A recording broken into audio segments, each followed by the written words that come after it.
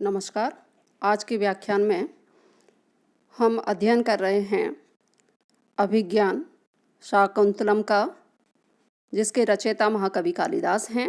प्रथम अंक में आपने अभी तक देखा कि राजा दुष्यंत जो हैं, उनको जब ये ज्ञात हो जाता है कि जो सुकुमारी या तन्वी शाकुंतला जो हैं, उनका विवाह निश्चित है, ऐसा उनके पिता के द्वारा संकल्प किया हुआ है। तो राजा उस विषय को जान करके आगे जो है अपने मन को आश्वस्त करते हुए कह रहे हैं। देखिए, भव हृदय साभिलाषम संप्रति संदेह निर्णयो जाता आशंक से यत अग्निम तद इदम स्पर्श क्षमम रत्नम। हृदय, हे हृदय, साभिलाषम भव, अभिलाषा से युक्त होइए। यानी अब तुम शकुंतला जो हैं उनको प्राप्त करने की इच्छा अपने मन में बलीभूत कर सकते हो।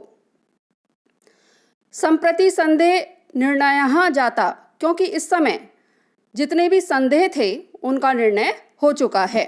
ये ज्ञात हो गया है कि जो शकुंतला हैं वे कौन हैं? महर्षि कर्ण की पुत्री ना होकर के पालित पुत्री हैं, मेनका की पुत्री हैं, क्षत्रिय हैं। इस कारण से उनका विवाह राजा दुष्यंत के साथ हो सकता है।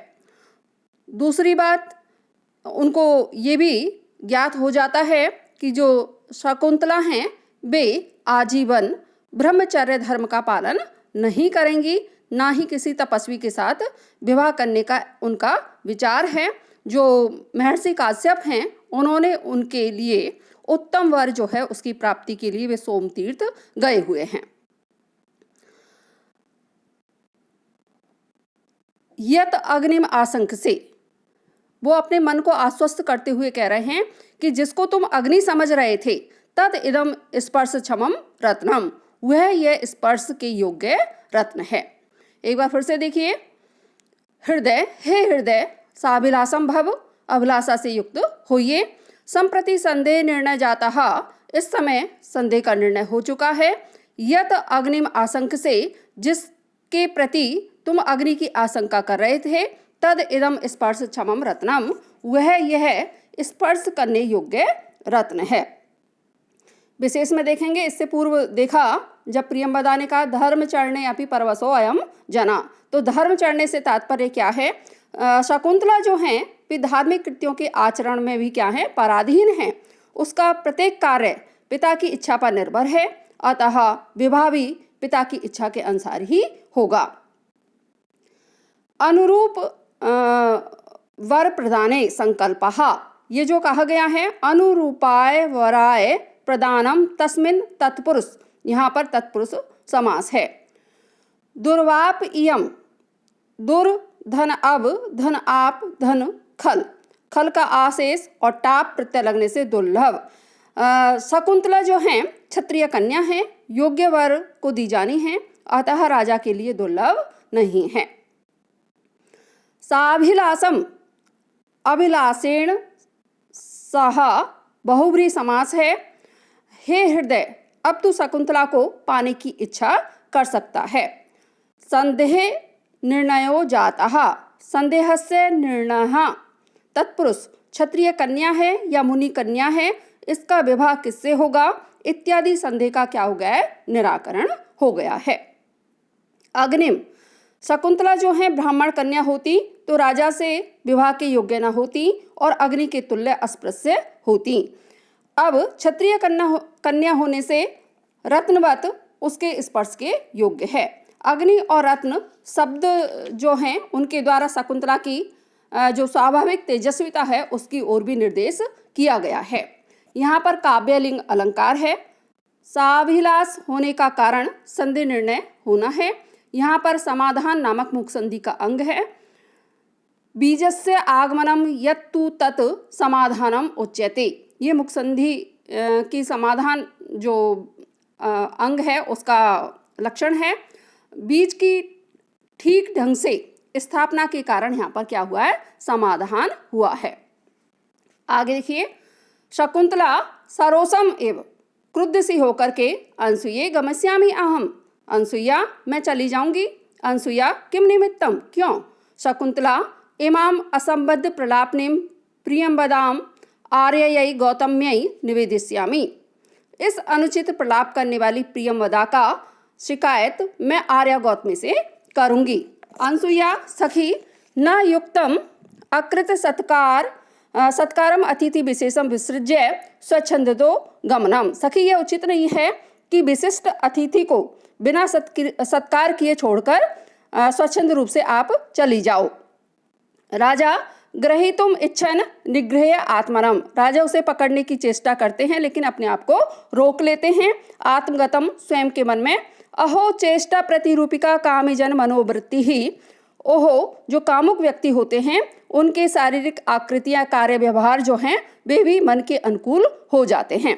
अहम ही क्योंकि मैं यहाँ पर अनुयास्यन मुनितनियाम सहसा विनयन वारित प्रसरहा स्थानात् अनुचलन अपि गत्वा एव पुनः प्रति निवृतः, अहम ही क्योंकि मैं मुनितनयाम अनुयास्यन जो मुनिपुत्री शकुंतला हैं उनके पीछे जाने की इच्छा करता हुआ सहसा अचानक ही विनयन वारित प्रसराहा जो विनय भाव है उसके द्वारा रोक दिया गया हूँ। स्थानात् अनुचलन अपि अपने स्थान पर बैठे हुए भी उससे ना चले हुए भी ऐसा लग रहा है मानो गत्वा पुनः प्रतिनिवृता एवं जाकर के मैं फिर से लौट आया हूँ। मनुष्य के मन में जिस तरह की भावनाएं होती हैं उसी प्रकार से वह जो है आचरण करता है। यहाँ पर राजा दुष्यंत जो हैं जब शकुंतला जो हैं वो जाने के लिए कहती हैं तो उस समय उनका मन होता है कि वे शकुंतला जो हैं उनको वहीं पर रोक लें, लेकिन वे जो शिष्टाचार है या विनय है उसके कारण रोक लिए जाते हैं। तब वे अपनी मनोस्थिति का विवरण दे रहे हैं कि जिस प्रकार से मनुष्य का मन होता है उसी प्रकार की उसकी चेष्टाएं होती हैं। वो कह रहे हैं कि ऐसा लग रहा है मानो मैं मुनिपुत्री शकुंतला जो हैं उनके पीछे जाने की इच्छा करता हुआ अचानक ही विनम्र भाव के द्वारा या शिष्टाचार जो है उसके द्वारा रोक दिया गया। अपने स्थान से ना जाते हुए भी ऐसा लग रहा है मानो मैं जाकर के लौट आया हूं।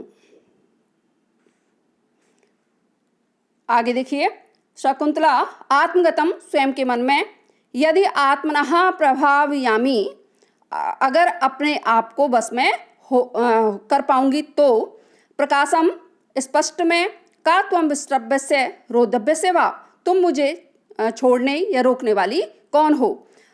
जिस तरह से राजा दुष्यंत जो हैं उनकी मन स्थिति है, शकुंतला जो हैं उनकी भी मन स्थिति लगभग वैसी ही है, वो भी वहाँ से जाने की इच्छुक नहीं हैं।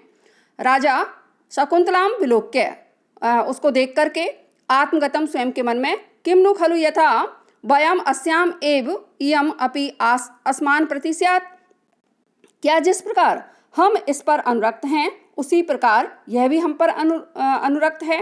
किन्नु खलु यथा वयम अस्याम इयम अपि अस्मान प्रति स्यात्, हाँ जिस तरह से हम इसके प्रति अनुरक्त हैं क्या यह भी उसी प्रकार से हमारे प्रति अनुरक्त है। अथवा लब्ध अवकाशाः में प्रार्थना, अथवा मेरे जो इच्छाएं हैं उनके लिए यहाँ अवसर प्राप्त हो गया है। कुतः क्योंकि, श्लोक देखेंगे, वाचम न मिश्रियति यद्यपि मद्वचो भी कर्णम ददाति अभिमुखम मयि वासमाणे कामम न तिष्ठति मद आनंद सम्मुखिना भूयिष्ठम अन्य विषया ना तो दृष्टि अस्या। यद्यपि मद्वचो भी, यद्यपि मेरे साथ जो वार्तालाप है या मैं जब कुछ बोलता हूँ तो वाचम न मिश्रियति, अपने जो शब्द हैं या बोलते समय मेरी मतलब बोलती नहीं है, मयि वासमाणे अभिमुखम कर्णम ददाति, लेकिन मेरे बोले जाने पर अपने कान जो हैं इधर ही लगाए रखती हैं। राजा दुष्यंत जो हैं वो विचार कर रहे हैं, वो कह रहे हैं कि जिस तरह की मन स्थिति मेरी है क्या वैसी ही मन स्थिति शकुंतला जो हैं उनकी है। फिर वो विचार कर रहे हैं कि यद्यपि जब मैं कोई बात करता हूँ तो यह बात में प्रत्युत्तर नहीं देती हैं, लेकिन मैं क्या कह रहा हूँ इसकी ओर इनका ध्यान या कान लगे रहते हैं। इससे स्पष्ट होता है कि जिस प्रकार से मेरे मन में भाव हैं उसी प्रकार के भाव इनके मन में भी उत्पन्न हो रहे हैं। दूसरी बात क्या कह रहे हैं, कामम मद आनंद सम्मुखी न तिष्ठति, भले ही ये मेरे मुख के सम्मुख स्थित नहीं है। अस्य दृष्टि तो भूयिष्टम अन्य विषय ना, किंतु फिर भी इनकी जो दृष्टि है वह अन्य भूयिष्टम ना, अन्य विषयगत नहीं होती है। हाँ, ये कह रहे हैं कि यद्यपि ये जो हैं शकुंतला जो हैं मेरे सम्मुख विद्यमान नहीं है, फिर भी इनकी जो दृष्टि है वह अन्य विषयगत नहीं होती है, मेरी ओर ही ध्यान लगाए हुए हैं। ये सारे भाव जो हैं स्पष्ट कर रहे हैं कि शकुंतला जो हैं उनकी मन स्थिति भी लगभग उसी प्रकार की है जैसी कि मेरी है। अब थोड़ी सी टिप्पणी देखेंगे। अलम, हमको कुछ और अर्थात राजा ना समझें। परिग्रह, राजा पुनः अपने आप को छिपाने का प्रयास करते हैं। इस वाक्य के दो अर्थ हैं। यह राजा दुष्यंत के द्वारा मुझे दिया हुआ उपहार है, यह राजा का उपहार तुम्हारे लिए है, इस तरह से।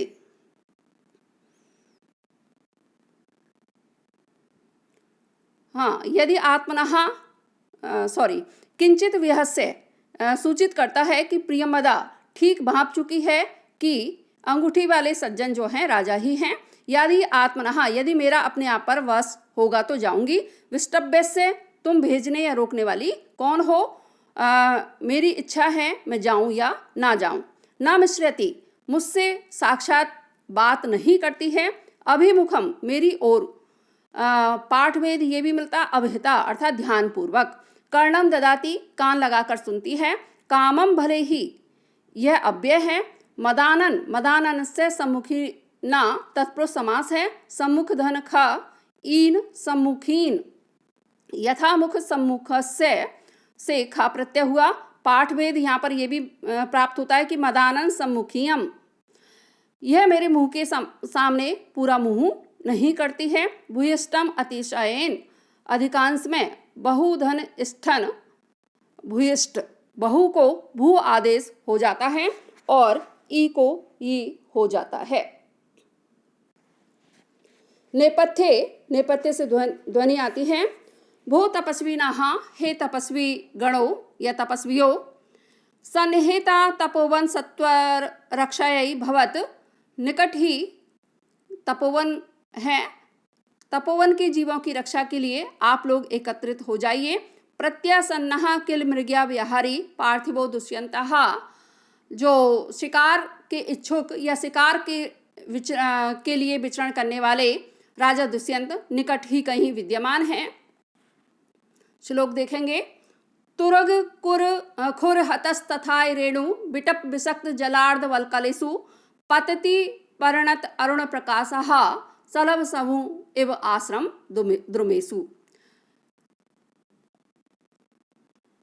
कह रहे हैं तथाई, क्योंकि तुरग खुर हतहा, जो घोड़े हैं उनके खुरों से उठाई हुई, परिणत अरुण प्रकाशः, और सूर्यकालीन सूर्य की कांति के तुल्य कांति वाली धूल जो है वह सलभ समूह एवं परिणत, जो टिड्डियां हैं उनके समूह की तरह प्रतीत हो रही है।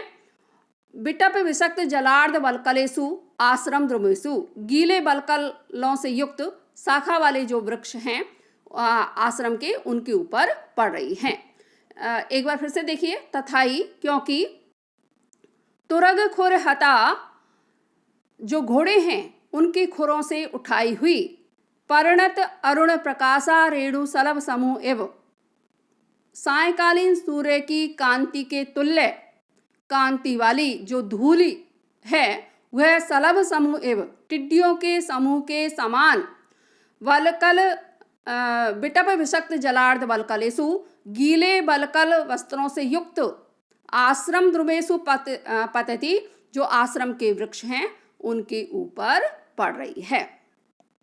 इसमें सायकाल के समय जब धूलि उड़ती है तो किस प्रकार से प्रतीत होती है, इसका वर्णन किया गया है। ये देखिए राजा दुष्यंत जो हैं वो तो वहीं पर हैं तपोवन में, लेकिन उनके जो सैनिक हैं वे उनको खोजते हुए शायद आ रहे हैं, तो उनके द्वारा अश्वारूढ़ हैं।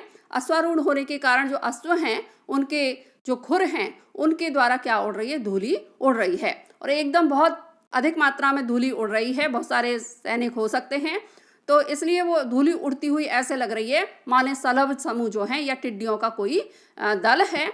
और क्योंकि सायंकाली जो है वो कैसा है, लालिमा से युक्त हो जाता है और धूलि उसमें इसी प्रकार की प्रतीत हो रही है। और ऐसी धूलि पहले ऊपर उठती है और फिर जो गीले वस्त्र जो हैं, बलकल वस्त्र जो हैं, जो शाखाओं पर सूख रहे हैं आश्रम के, उनके ऊपर वो गिर रही हैं।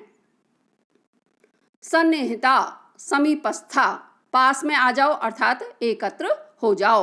सम धन नि धन धा धन ता, तपोवन, तपोवन से सत्वानाम रक्षायै, यहाँ पर तत्पुरुष समास है। प्रत्यासन्नहा, समीपम गतहा, पास में। प्रतिधन आधन सदधन ता। मृग्या, मृग्याया विहरीतीति, विहरतीति तात्सल्य अर्थ में ऋणी प्रत्यय हुआ। मृग्या, मृगधन ऋच धन शाह है। परिचर्या, परिसर्या वार्तिक से निपातन है। तुरंग, तुर्गाणाम खुरई, हता तत्पुरुषः, तत्पुरुष समास है, घोड़ों के खुर से उठाई हुई।